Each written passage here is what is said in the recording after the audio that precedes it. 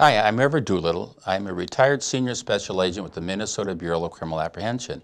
I'm a professor emeritus with Metropolitan State University in Minnesota. I retired from there too. I'm a serial retiree. I want to use an example and tell a story that helped make a point about how important and how much power you have as a law enforcement officer and why ethics does matter.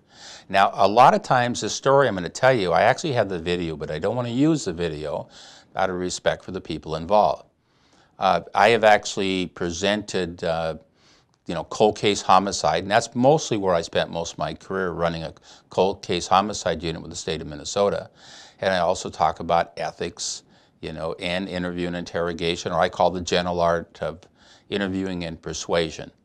Now, in the classes I go to, I use a video because the video shows the most guilty looking innocent person you'll ever see. Now, I'm telling the answer to the story because when I use the video, everybody convicts this guy immediately. I have you break into small groups, I have them look at it, and everybody says he's guilty. Here's the story, and I'm going to tell you, and then I want to explain why this is so important, but I think I'd first give you an understanding by telling you the story. Little Jamie Cooksey, Brooklyn Park, Minnesota, in the morning, she's there with her father and her mother and her brother, and her father's there, and her mother leaves for work, and her young brother leaves. Now, Jamie's 14 years old. Dad said her tire was low, he pumped it up in air and sent her on her way. She's supposed to go through this park, it's a trail, paved trail, meet her girlfriend, go to school. Dad goes to work, gets a phone call. Your daughter never made it to school. He calls the police, and the police said, listen, this happens all the time. We get calls. Call us when you hear something. She's probably at a mall playing with her friend, decided not to go to school. But he's very concerned, so he leaves work. And he literally goes through the park, looks for his daughter, comes back, finds her bike, then finds the body, his daughter, little Jamie. Now he calls the police. And, because the police said, find us evidence or we're not coming. Now, each of these are important parts. You bring him in, they start interviewing him, he gets an attorney, he won't talk anymore. Now, I know I gave you the answer to the story, but I want you to just picture in your mind, you don't have the answer. Now, it's 12 days later. As a special agent, at that time I had 7 counties, and Hennepin County was one of the counties I was responsible for. Brooklyn Park Police Department has been working day and night. All the investigators, all the patrol officers, and crime doesn't stop. And they reached the point they're asking for help. Now, we came in, and multi-agencies came in. And one of the things I did a lot was running multi-agency task force. So we had all different counties, different departments, all volunteering, and a task force to put together. Now, I know he has an attorney, but I called him anyway. His call. And I said, I would just like to meet with you. Here's where we start a task force. I want you to meet me at the park, and I want to walk through the park. And he said he would. His attorney was upset. But he came, and his attorney came. Now, I want to just verbally walk you through the things he said and what took place in this park. It was videotaped.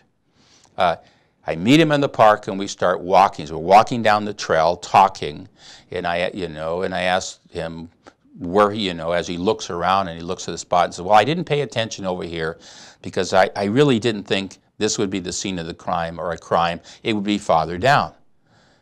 And again, I'm hoping that it's a red flag for you. Why would he even say something like that? He's very calm. He's very relaxed.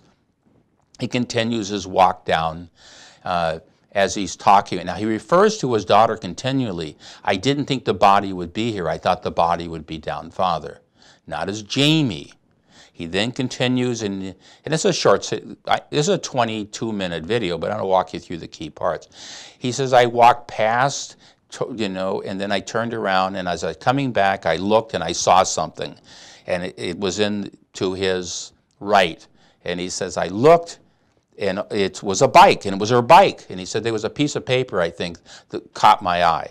He said, and he went in, and he said, here was the bike. It was laying this way. I took the paper. I put it in my pocket.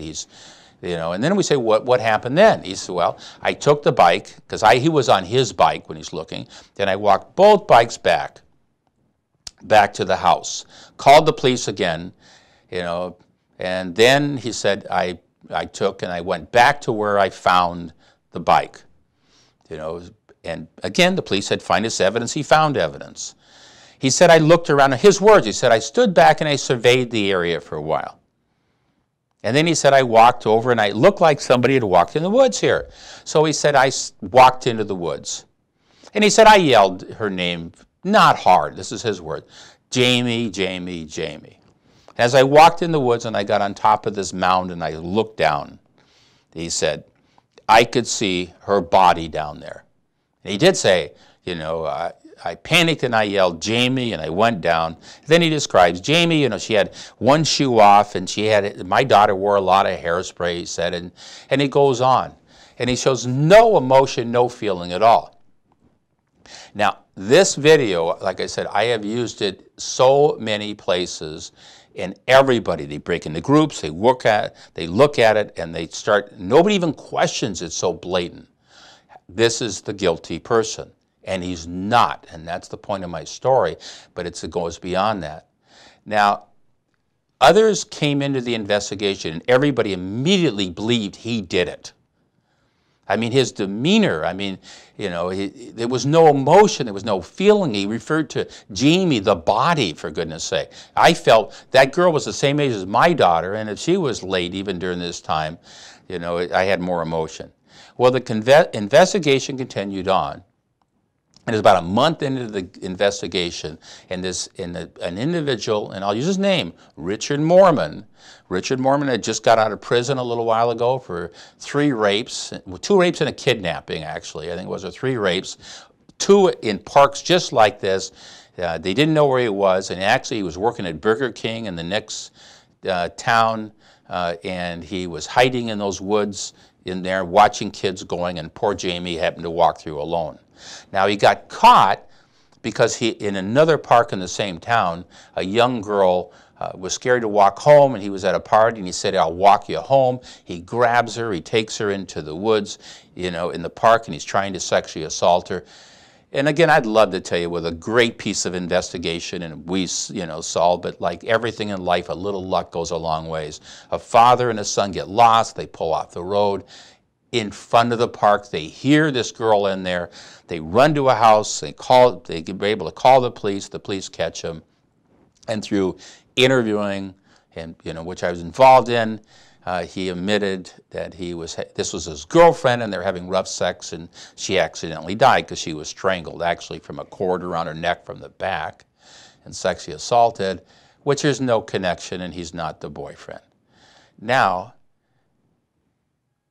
I want to tell you one more piece of the story, then I'll get why this is so important to you. It's quite a bit later. It's I'm going to say maybe a year later or so, and I'm presenting at a conference, very large conference, and it's victims, advocates for victims and probation officers, and I use part of this tape.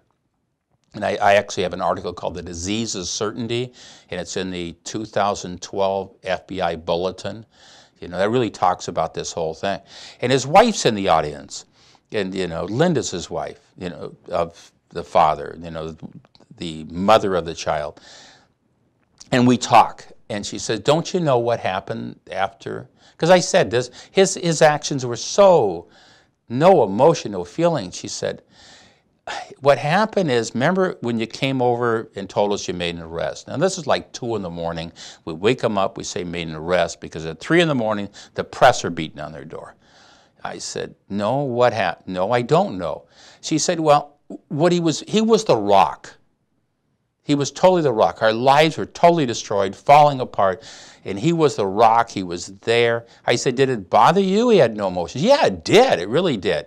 He just like a machine until you came that night, and then he crumbled. I almost had a full breakdown after that. He was trying so hard to be there for everybody.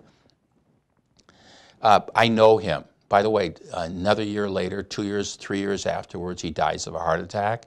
During that time, he got very involved in Parents Are Murdered Chilling, children, working with other people who have lost people.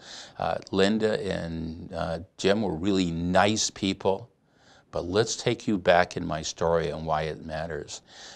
Truly, if this case would never be solved, what would his life be like? He would be the major suspect in this case. Every anniversary on this investigation, law enforcement would have tried to do something or tried to bring new evidence.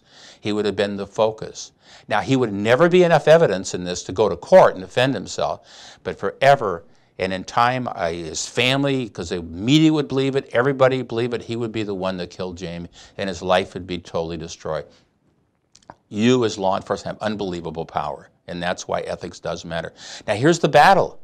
There's a battle here, because if you work for me, I want you to be proactive. I want you to do stuff. I want you to make leads, but everything you do costs. Nothing's free. And on the other hand, and this isn't just this case, working cold case, I saw it again and again, you have such power, direct or indirect, to help or destroy lives.